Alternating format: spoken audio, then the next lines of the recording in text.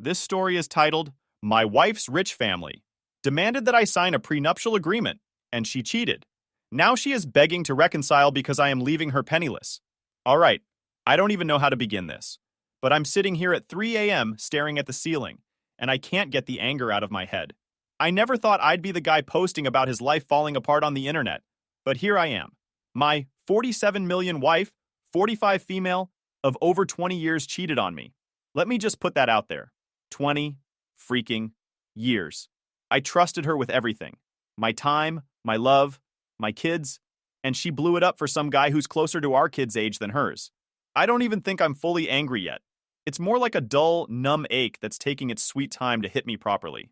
But here's where the story starts. Way before all this mess. Before the betrayal.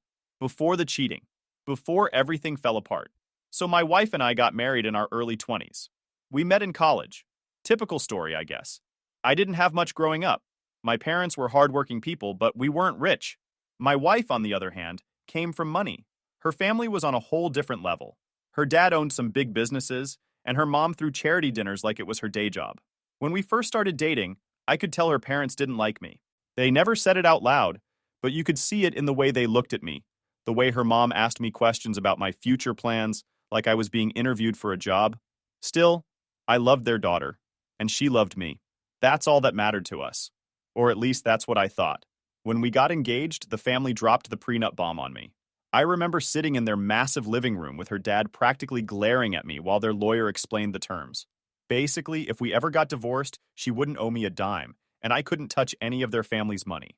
At the time, I honestly didn't care. I wasn't marrying her for money, and I said as much.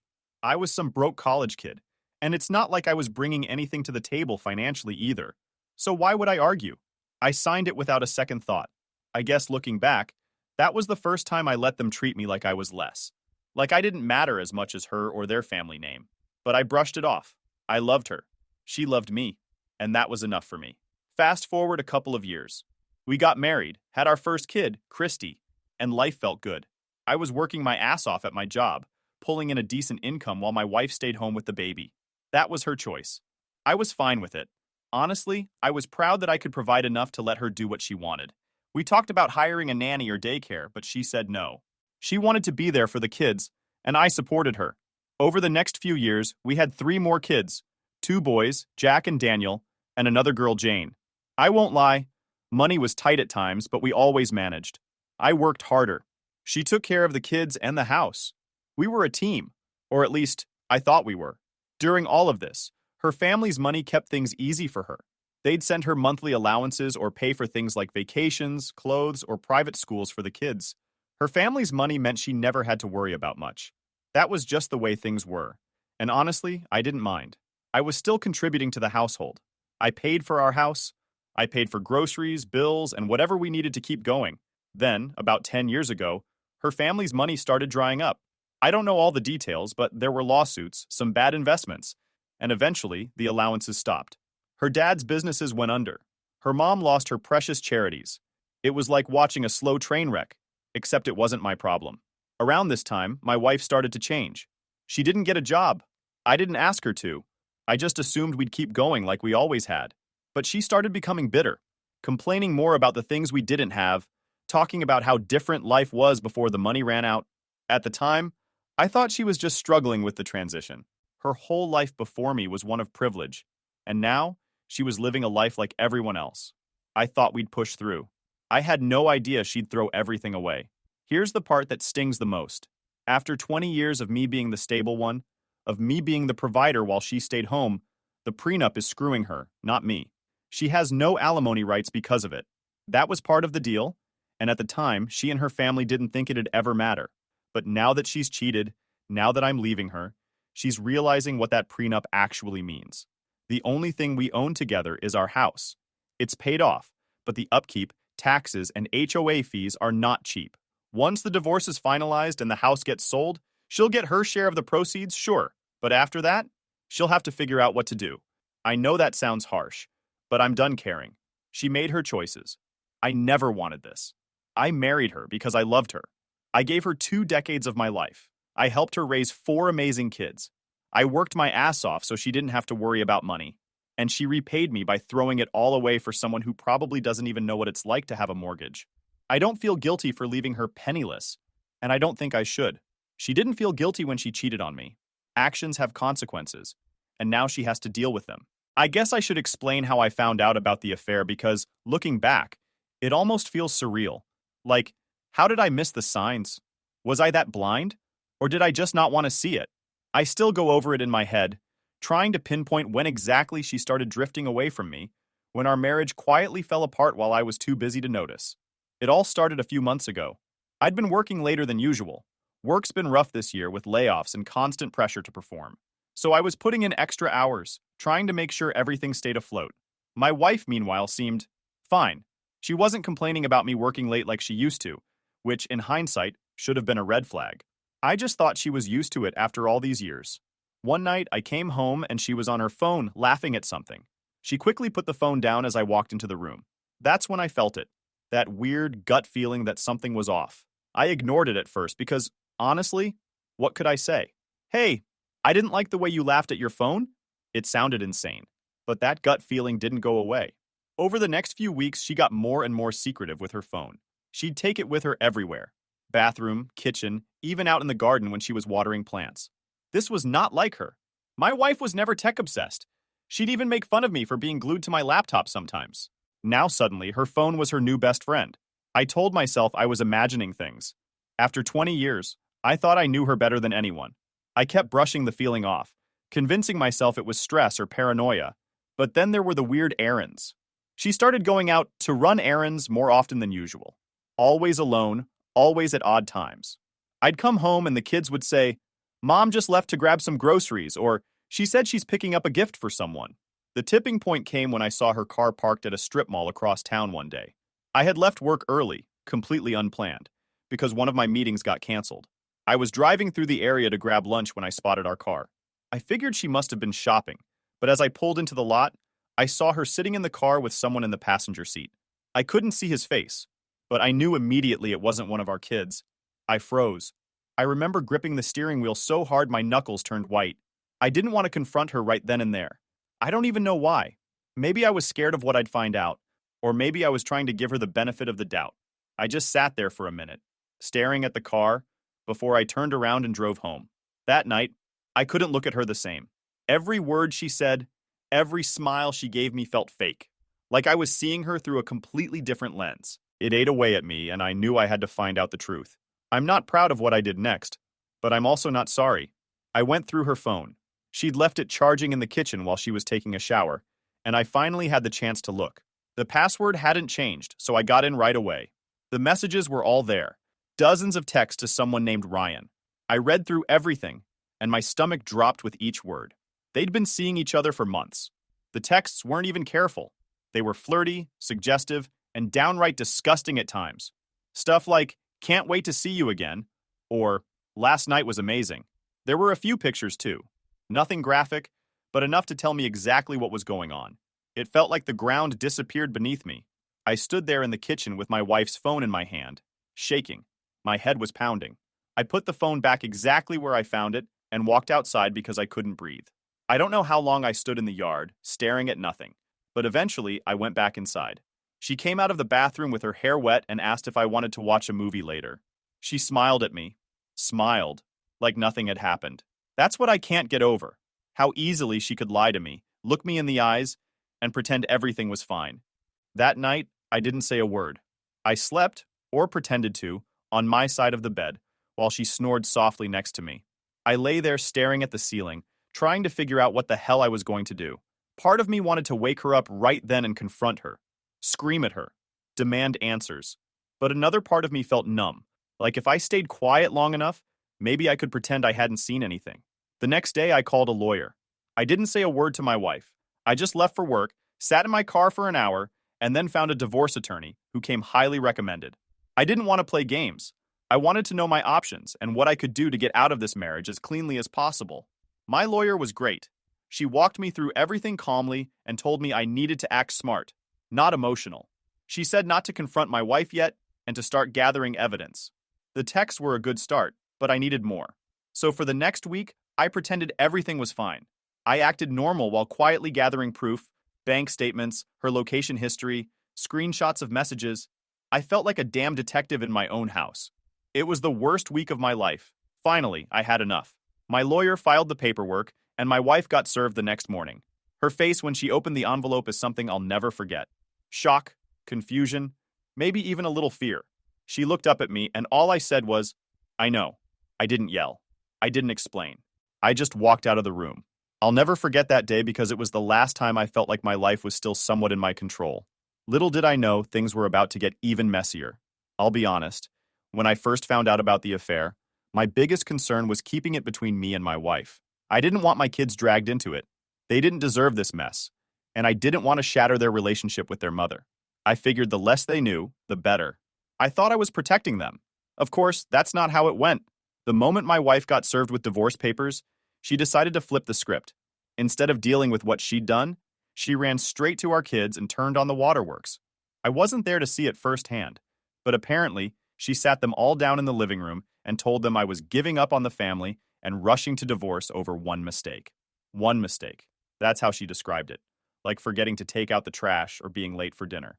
Jack, 18 million, our youngest, was the first to come to me about it. He's always been the no-nonsense kid of the family. He knocked on my office door one evening, sat down, and flat out asked me, Dad, what's going on?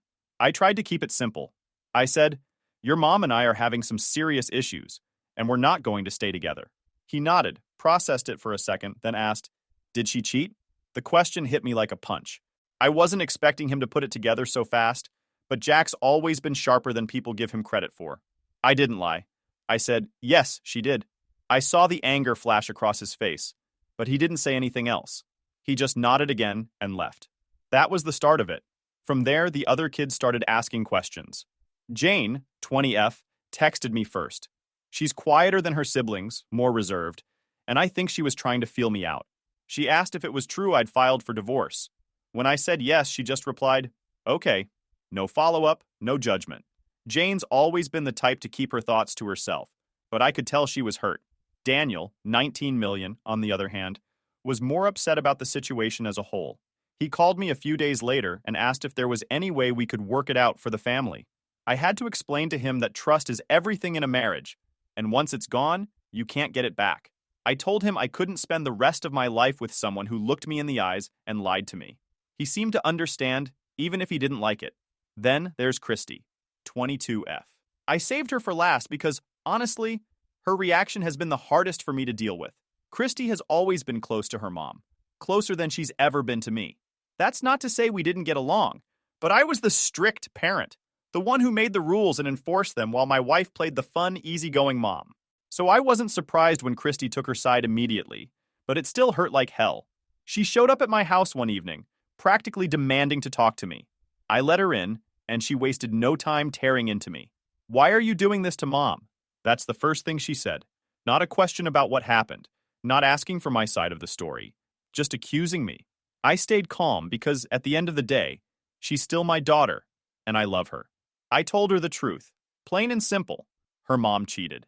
I said I couldn't forgive that, and I wasn't going to pretend like everything was fine. Christy shook her head and started crying. But she's sorry. She knows she messed up, and she wants to fix it. I couldn't hold back at that point. I told her, Christy, this isn't something you fix. This isn't a broken plate you can glue back together. Your mom made choices that destroyed this marriage. I'm not going to stay married to someone who doesn't respect me. She looked at me like I'd slapped her. You're just giving up, she said. You're destroying this family because you're too proud to forgive her. That's what broke me. I wanted to yell. I wanted to scream that I'd given 20 goddamn years to this marriage, and her mother was the one who destroyed it. I bit my tongue, though, because yelling wouldn't solve anything. Instead, I told her, Christy, I love you, but this is between your mother and me. You don't understand everything, and it's not your job to fix it. She left angry, and for the next few weeks, every time I heard from her, it was more of the same. Pleading, crying, and begging me to give her mom another chance. I kept offering to pay for therapy for her because I knew she was hurting, but she wouldn't take it. She just kept telling me there wouldn't be anything to cope with if I'd stop the divorce. At this point, I had to limit contact with her for my own mental health. It killed me to do it, but I couldn't keep having the same argument with her every day. I told her I'd talk to her again once things calmed down, But until then, I needed space. The other kids stayed neutral for the most part. Jack stopped talking to his mom entirely after he found out about the cheating. Jane tried to stay out of it, but I could tell she was quietly supporting me. Daniel was torn, I think, but he kept his distance from both of us. My wife, though, she saw all of this as leverage. She knew Christy's reaction would get to me, so she used her to try to manipulate me. Suddenly, Christy was sending me long texts about how much her mom regretted what she did, how she deserved a second chance, and how I was being unfair. I knew exactly where those words were coming from. It wasn't Christy, it was her mother. That was the moment I realized my wife wasn't just trying to save our marriage. She was trying to save herself. She knew the prenup screwed her over, and now she was weaponizing our kids to pressure me. That realization made me angrier than anything else. It was like she didn't care how much damage she was causing, as long as she got what she wanted. I wish I could say I handled this perfectly, but I didn't. Watching my kids get dragged into this mess, seeing Christy fight me while my wife pulled the strings, it broke something in me. I felt like I was losing my family piece by piece, and there wasn't a damn thing I could do to stop it. If you've been following my story, you already know that things were bad. But what happened at Jane's birthday took everything to another level. It's the kind of night I'll never forget, no matter how much I wish I could. Jane turned 20 a couple of weeks ago, and we'd planned a small family dinner at my house. Nothing fancy, just the kids, a cake, and some pizza. Something casual since Jane's not the big party type. I knew it was going to be awkward, because it was the first time my wife and I would be in the same room since I filed for divorce. I also hadn't spoken much to Christy since our last fight. But I figured everyone could suck it up for one night. It was Jane's birthday after all. A couple of days before, I texted Christy and my wife to let them know my one ground rule.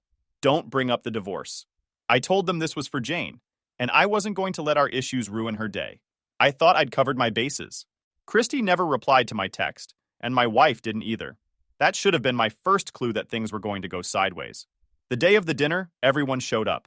My wife was the last to arrive, which was typical for her. She always had to make an entrance. She walked in with Christy right behind her, and immediately I felt the tension. My wife smiled at me like nothing had happened, and Christy didn't even look at me. I kept my mouth shut because I wasn't about to start a fight. Dinner itself was tense. The kids were trying their best to keep the mood light, cracking jokes and talking about work or school, but you could feel it. It's hard to describe, but it was like there was this invisible weight sitting on all of us. Every time my wife said something, it felt forced, like she was trying too hard to act normal. Christy was quiet, which isn't like her at all. She usually talks everyone's ear off, but that night, she barely said 2 words. Then, we got to the cake. Jane seemed happy enough. I was trying my best to focus on her, to make her feel celebrated even if things were awkward. But as soon as the candles were blown out and we started cutting the cake, my wife decided that was the perfect moment to start her little speech. "Isn't it nice to have the family all together again?" she said, raising her glass like we were at some perfect family dinner in a movie. "It's so important to put aside differences and come together for the people we love." I froze. I could feel the blood rushing to my face because I knew exactly what she was doing. This wasn't about Jane or her birthday. This was about the divorce. She was trying to guilt trip me in front of our kids, and the worst part is she was doing it under the guise of being a loving mother. The room went silent. I glanced at Jane, and she looked down at her plate, clearly uncomfortable. Jack, my youngest, was the first to break the silence. "Are you serious right now?" he said, glaring at my wife. "You couldn't just keep it to yourself for one night?" My wife tried to play innocent. "What? I'm just saying it's good to be together. That's all." Jack wasn't having it. "No, you're not. You're making everything about you, like always." That's when Christy jumped in. "She's not making it about her," she snapped at Jack. "She's trying to fix things. She's the only one who's trying to keep this family together." At this point, my head was pounding. I wanted to stop it before it turned into a full-blown fight, so I said, "Enough. This isn't the time or the place." But it was too late. Jane, who had been quiet all night, suddenly slammed her fork down on the table. "Oh my God, just stop!" she yelled. "Christy, you're only on Mom's side because you helped her cheat." The entire room went dead silent. You could have heard a pin drop. I turned to Jane, stunned. "What did you just say?" I asked. Jane looked angry. Angrier than I'd ever seen her. She turned toward Christy. "You knew, didn't you? You knew about Mom's affair, and you helped her hide it." I looked at Christy, and I swear she went pale. She didn't say a word. She just sat there, looking guilty as hell. That's when I realized Jane was telling the truth. My own daughter, my oldest child, had known about the affair. Not only that, she'd actively helped her mother cover it up. I can't even describe what I felt in that moment. It wasn't just anger, it was betrayal on top of betrayal. It was like the knife in my back got twisted all over again. I looked at Christy and asked, "Is that true? Did you know?" She didn't answer. She didn't deny it. She just sat there, looking down at her lap. My wife tried to jump in and deflect. "Let's not do this right now," she said, her voice shaky. "This isn't the time." Jack cut her off. "Are you kidding me? You did this and now Christy helped you? You're unbelievable." The whole dinner turned into chaos. Jane stormed out of the room. Jack was yelling at Christy, and Daniel was just sitting there, completely stunned. I didn't know what to do. I was too angry, too hurt, too overwhelmed to even process what was happening. I stood up, looked at Christy and said, "We're done talking for now. I can't even look at you." Then I walked out. I sat in my car for probably an hour that night, trying to process it all. My wife had betrayed me, but Christy? I never thought she'd be capable of something like this. I get that she's close to her mom, but covering up an affair? Helping her lie to me? That's something I don't think I can ever forgive. When I went back inside, the house was quiet. Everyone had left. I sat in the dark for a while, feeling like everything I'd built was crumbling around me. That night, I decided I couldn't keep trying to fix things with Christy. Not now. Not after this. I'd already lost my wife, and now I felt like I'd lost my daughter too. After Jane's birthday dinner blew up, I spent the next few days in a fog. I barely slept. I'd sit at the kitchen table with a cup of coffee that would go cold, just staring at nothing. The silence in my house, which used to feel comforting after a long day, now felt heavy and suffocating. It's weird how everything can look the same, but nothing feels the same anymore. The truth is, what Jane revealed about Christy broke me in a way I didn't think was possible. I always assumed that if my marriage ever fell apart, and let's be honest, no one thinks it will, my kids would still be my anchor. I figured no matter what happened between me and their mother, they'd at least understand I did everything I could for this family. But finding out that Christy, my oldest daughter, the one I carried on my shoulders as a toddler and stayed up late helping with homework as a teenager, knew about the affair and helped cover it up, that hit me like a freight train. I couldn't wrap my head around it. How do you even process something like that? Was she lying to my face all these months too? How long had she known? Did she sit at the dinner table with me, laughing at my jokes, while knowing her mother was sneaking around behind my back? It made me question everything. Every hug, every "I love you," every conversation we'd ever had. It all felt tainted. I didn't want to believe Jane at first. I hoped she'd been mistaken, that maybe she'd misunderstood something. But when I replayed the look on Christy's face that night, how pale she went, how she didn't deny it, I knew. She couldn't even look me in the eye, and her silence told me everything I needed to know. The next morning, I tried to distract myself.